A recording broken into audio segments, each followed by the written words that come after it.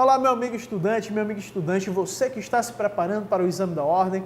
Sou o professor Ronaldo Rolim e nós iremos dar continuidade ao nosso curso de resolução de questões de Direito Constitucional. Nesta aula iremos tratar sobre o famoso artigo 5º e aqui fica a dica, não basta você conhecer o texto da Constituição, você também tem que ter conhecimento acerca da jurisprudência do STF em relação a alguns desses dispositivos, principalmente algumas súmulas consagradas e, obviamente, súmulas vinculantes, bem como no que tange aos remédios constitucionais, conhecer a lei de cada um deles, porque cada vez mais isto está sendo cobrado, ok? Como nos veremos a seguir, nós treinaremos bastante o artigo 5º. E sem mais delongas, aí na tela a primeira questão. Direitos e garantias individuais e coletivos, comigo, professor Ronaldo Rolim, artigo 5º, e nós temos a questão de número 1, que foi do último exame de ordem, do 31º exame de ordem. Alfa, entidade de classe de abrangência regional, legalmente constituída em funcionamento há mais de um ano, ingressa perante o STF com mandado de segurança coletivo para tutelar os interesses jurídicos de seus representados. Considerando a urgência do caso, Alfa não colheu autorização dos seus associados para a impetração da medida. Com base na narrativa acima, assinale a afirmativa correta. Primeira coisa, ele tenta lhe confundir.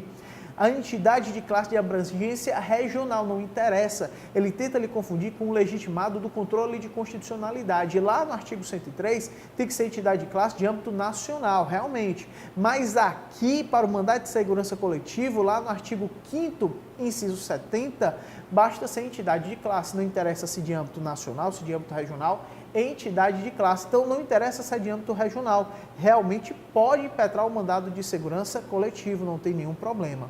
E aí vem a segunda dúvida do examinando. A entidade de classe não colheu a autorização dos seus associados. Aí você lembra que o inciso 21 do artigo 5º diz que a entidade de classe precisa, diz que a associação precisa da autorização dos seus associados para representá-los judicial ou extrajudicialmente. Contudo, aqui também não tem nenhum problema, de acordo com as súmulas 629 e 630 do STF. Súmula 629 e 630 do STF. Para a impetração do mandado de segurança coletiva, a associação e a entidade de classe não precisam de autorização específica. Então, do jeito que está aqui, Alfa agiu de modo correto. Sendo assim, letra A, Alfa não tem legitimidade para impetrar mandado de segurança coletivo. Tem sim, está falso, a gente já sabe que tem. B, Alfa goza de ampla legitimidade para impetrar mandado de segurança coletivo. Perfeito. Inclusive para tutelar direitos e interesses titularizados por pessoas estranhas à classe por ela representada? Não. Ela serve para representar os seus associados, os seus filiados, e não pessoas estranhas à classe. Vamos em frente. C. Alfa possui legitimidade para impetrar mandado de segurança coletivo, em defesa dos interesses jurídicos dos seus associados. Perfeito. Sendo, todavia, imprescindível a prévia autorização nominal e individualizada dos representados. Não precisa. Nós acabamos de ver nas súmulas 629 e 630 do STF. Então, só nos sobra a letra D. Alfa possui legitimidade para impetrar mandado de segurança coletiva em defesa dos interesses jurídicos da totalidade ou mesmo de parte dos seus associados, independentemente de autorização. Perfeito. Artigo 5º, inciso 70, a linha B, junto com as súmulas 629 e 630 do STF. Está aí o gabarito na tela, letra D, a resposta da primeira questão. Vamos em frente. Segunda questão, também do 31º exame de ordem. Veja como esse assunto é muito cobrado, por isso a relevância do artigo 5º. João dos Santos foi selecionado para atuar como praça prestador de serviço militar inicial, fato que lhe permitirá ser o principal responsável pelos meios de subsistência de sua família. No entanto, ficou indignado ao saber que sua remuneração será inferior ao salário mínimo, contrariando o texto constitucional esculpido no artigo 7º, inciso 4 da Constituição. Desesperado com tal situação, João entrou no gabinete do seu comandante e o questionou de forma ríspida e descortês acerca dessa remuneração supostamente inconstitucional.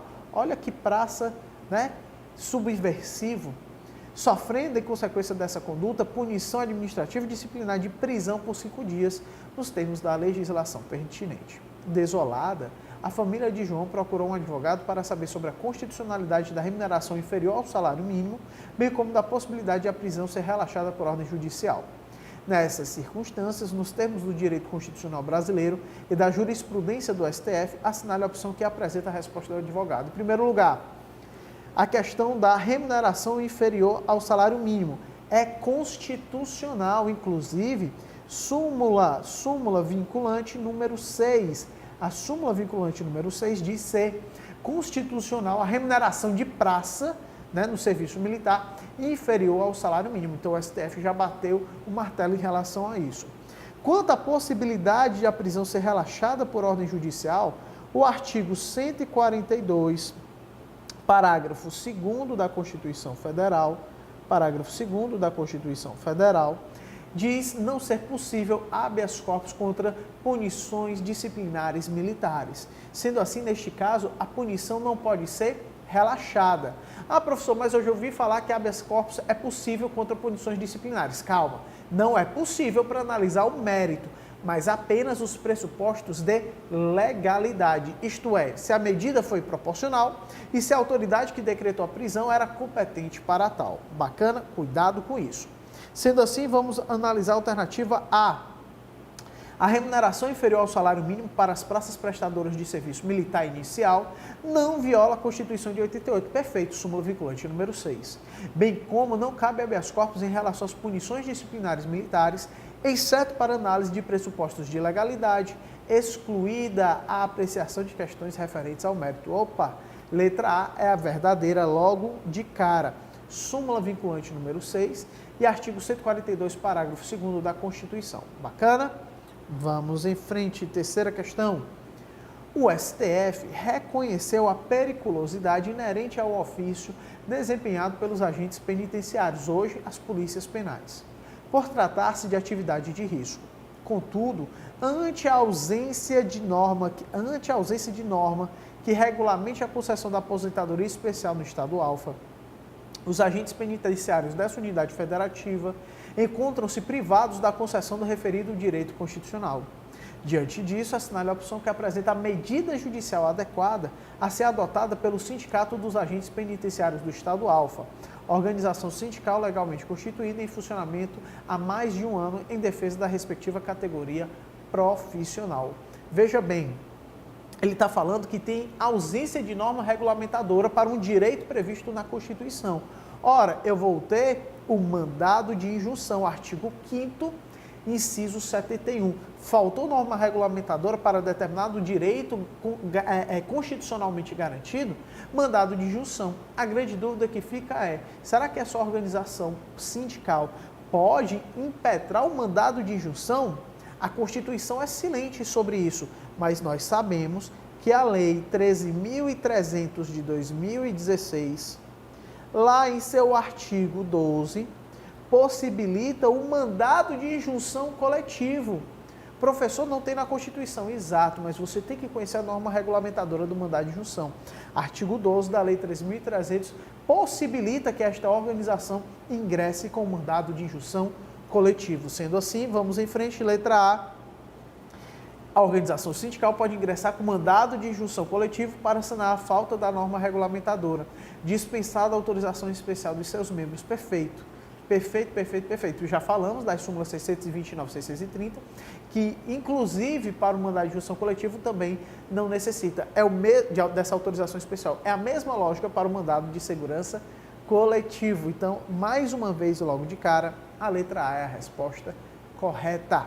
Vamos em frente, quarta questão. Durante o campeonato oficial de judô promovido pela Federação de Judô do Estado Alfa, Fernando, um dos atletas inscritos, foi eliminado da competição esportiva em decorrência de uma decisão contestável da arbitragem que dirigiu a luta. Na qualidade de advogado ou advogada contratado por Fernando, assinale a opção que apresenta a medida juridicamente adequada para o caso narrado. Vamos lá, letra A.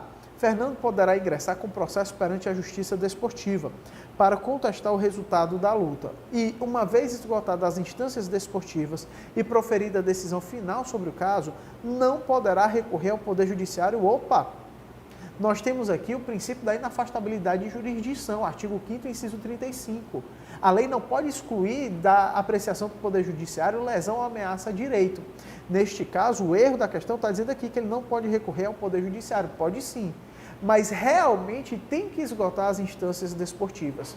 Cuidado, justiça desportiva, por mais que o nome seja justiça, não é órgão do Poder Judiciário, são tribunais administrativos.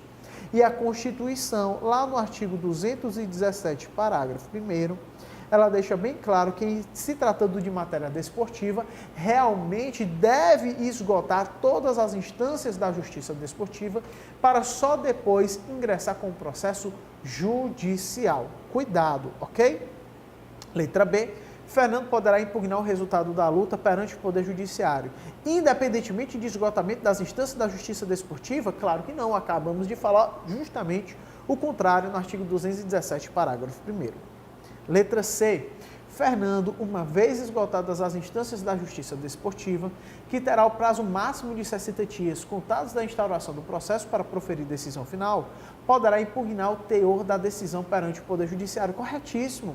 Professor, mas onde é que tem esse prazo máximo de 60 dias? Opa, esse prazo máximo está lá no artigo 217, só que agora no parágrafo 2º. O 217, parágrafo 1º, diz que precisa realmente esgotar todas as instâncias da justiça desportiva. E o parágrafo 2º dá o prazo máximo de 60 dias para a justiça desportiva resolver a situação. Bacana? Sendo assim, letra C é a resposta correta. Eu coloquei aqui justamente para que você perceba que o princípio da inafastabilidade de jurisdição, lá no artigo 5º, inciso 35, não é absoluto. A própria Constituição tem ressalvas em relação ao acesso ao Poder Judiciário. Não é que você não vai poder entrar, vai, mas você vai ter que esgotar todas as instâncias administrativas da Justiça Desportiva. Bacana? Vamos para a próxima, quinta questão. Giuseppe, italiano, veio ainda criança para o Brasil juntamente com seus pais. Desde então, nunca sofreu qualquer tipo de condenação penal. Constituiu família, sendo pai de um casal de filhos nascidos no país. Possui título de eleitor e nunca deixou de participar dos pleitos eleitorais. Embora tenha se naturalizado brasileiro na década de 90, não se sente brasileiro. Nesse sentido, Giuseppe afirma que é muito grato ao Brasil, mas que apesar do longo tempo aqui vivido, não partilha dos mesmos valores espirituais e culturais dos brasileiros. Giuseppe mora em Vitória, no Espírito Santo, e descobriu o envolvimento do ministro de Estado Alfa em fraude em uma licitação cujo resultado beneficiou indevidamente a empresa de propriedade de seus irmãos. Indignado com tal atitude, Giuseppe resolveu, em nome da intangibilidade do patrimônio público e do princípio da moralidade administrativa, propor ação popular contra o ministro de Estado Alfa, ingressando no juízo de primeira instância da Justiça Comum e não no Supremo Tribunal Federal. Opa! Primeira coisa, ação popular, artigo 5º, inciso 73. Legitimidade ativa do cidadão. Giuseppe é cidadão brasileiro? É. Professor, o que é que define cidadania? Nacionalidade brasileira e gozo de direitos políticos. O Giuseppe reúne essas duas condições, sim, está aqui. Ele é brasileiro naturalizado e possui título de eleitor, ou seja, nacionalidade brasileira e exercício de direitos políticos. Por mais que ele não se sinta brasileiro, ele é brasileiro, ok? Ele pode ingressar com ação popular? Pode. Ação popular na defesa do patrimônio público e da moralidade administrativa? Correto, sem nenhum problema. Lembrando que a lei que regulamenta a ação popular é a Lei 4.717 de 1965. Vamos em frente. Letra A. Sobre o caso, com base no direito constitucional e na jurisprudência do STF, assinale a afirmativa correta. A ação popular não deve prosperar, uma vez que a competência para processar e julgá-la é do STF, e falta a legitimidade ativa para o autor da ação, porque não possui a nacionalidade brasileira. Peraí, está toda errada. Não é do STF coisa nenhuma, tá certo? O próprio artigo 5º, da lei 4.717, deixa bem claro que não existe, neste caso, prerrogativa de foro. Prerrogativa de foro de ministro de Estado é para processos criminais e não para ação popular. Tá certo? Então, o artigo 5º da Lei 4.717 deixa bem claro isso. Letra A possui vários erros. B. A ação deve prosperar, porque a competência para julgar a ação popular em tela é do juiz de primeira instância da Justiça Comum. Perfeito, artigo 5º da Lei 4717. E o autor da ação tem legitimidade ativa, perfeito, porque é cidadão no pleno gozo de seus direitos políticos, muito embora não faça parte da nação brasileira. Está aqui. Perfeito, letra B é a resposta correta. Letra B é a resposta correta. Vamos em frente. Vamos em frente. Está aí letra B. Sexta questão do 29º exame de ordem. Olha só, até agora nós resolvemos quinta questão de apenas os 2 últimos exames de ordem, para você verificar como o artigo 5º é de importância fundamental para a sua prova. Vamos lá. O diretor da Unidade Prisional de Segurança Máxima, ABC, expede uma portaria vedando, no âmbito da referida entidade de internação coletiva, quaisquer práticas de cunho religioso direcionadas aos presos, apresentando como motivo para tal ato a necessidade de a administração pública ser laica. Opa, tudo bem, a administração pública é laica, mas ele não poderia fazer isso. Por quê? Porque lá no artigo 5º, inciso 7, é garantida a assistência religiosa nas entidades civis ou militares de internação coletiva. É um direito fundamental. O diretor não pode expedir tal determinação. Sendo assim, o ato é nulo, é inconstitucional. Letra A. A motivação do ato administrativo encontra-se equivocada. Perfeito. Uma vez que o preâmbulo da Constituição de 88 faz expressa menção à proteção de Deus, também assegurando aos entes federados ampla liberdade para estabelecer e subvencionar os cultos religiosos e igrejas. Opa! Tudo errado. Primeiro porque o preâmbulo ele não tem natureza jurídica, ele tem uma natureza aqui interpretativa, uma natureza social, uma natureza valorativa. O que é que o preâmbulo indica? Não, é uma mensagem ao povo brasileiro, mas ele não é norma constitucional. E outra coisa, não existe aqui a questão de subvencionar cultos religiosos em igrejas. O artigo 19 proíbe isso, então a letra A está falsa na sua explicação. B. O ato expedido pelo diretor encontra plena correspondência com a ordem constitucional. Não encontra, nós já vimos que não. C. A Constituição da República de 88 dispõe que, nos termos da lei, é assegurada assistência religiosa nas entidades civis e militares de internação coletiva, de modo que a portaria expedida pelo diretor viola um direito fundamental dos internos. Perfeito. Letra C é a resposta correta. Artigo 5º, inciso 7 da Constituição. Sétima questão. O município X, visando a interligação de 2 importantes zonas da cidade, após o regular procedimento licitatório, efetua a contratação de uma concessionária que ficaria responsável pela construção e administração da via. Ocorre que, em análise do projeto básico do empreendimento, constatou-se que a rodovia passaria em área de preservação ambiental e ensejaria graves danos ao ecossistema local. Com isso, antes mesmo de se iniciarem as obras, Arnaldo, cidadão brasileiro e vereador no exercício do mandato no município X, constitui advogado e ingressa com ação popular, postulando a anulação da concessão. Lembrando que a ação popular serve para proteger não apenas o patrimônio público e a moralidade administrativa, mas também o meio ambiente, como é o caso, e o patrimônio histórico-cultural. Sendo assim, com base na legislação vigente, assinar a afirmativa correta. Letra A. A ação popular proposta por Arnaldo não se revela adequada ao fim de impedir a obra potencialmente lesiva ao meio ambiente, se revela assim. Artigo 5º, inciso 73, deixa isso bem claro. B. A atuação de Arnaldo na qualidade de cidadão é subsidiária, sendo necessária a demonstração de inércia por parte do Ministério Público? Claro que não. O próprio artigo 5º, inciso 73, deixa bem claro que o cidadão é estimulado ativo para ingressar com a ação popular. Não é subsidiária coisa nenhuma. C. A ação popular, ao lado dos demais instrumentos de tutela coletiva, é adequada à anulação de atos lesivos ao meio ambiente. Perfeito. Mas Arnaldo não precisaria constituir advogado para ajuizá-la. Opa, precisa sim, a ação popular precisa de advogado. O único remédio constitucional que não precisa necessariamente de advogado é o habeas corpus. Cuidado com isso. E letra D, caso Arnaldo desista da ação popular, o Ministério Público ou qualquer cidadão que esteja no gosto de seus direitos políticos poderá prosseguir com a demanda. Peraí, professor, isso não está na Constituição. Não está, mas a letra D é a correta. Nós vimos que as outras estão erradas. Mas por que a letra D é a correta? Lei 4717 de 65, nós já comentamos sobre ela, a Lei da Ação Popular. Lá no seu artigo 9º, ela deixa bem clara a possibilidade de desistência. Caso haja essa desistência por parte do autor, o Ministério Público ou então um outro cidadão pode ingressar no feito para dar continuidade à ação popular. no prazo de 90 dias. No prazo de 90 dias. Muita atenção a esse artigo 9º da Lei 4717. Bacana? Tá aí a resposta, o gabarito, letra D. Próxima, 8ª questão.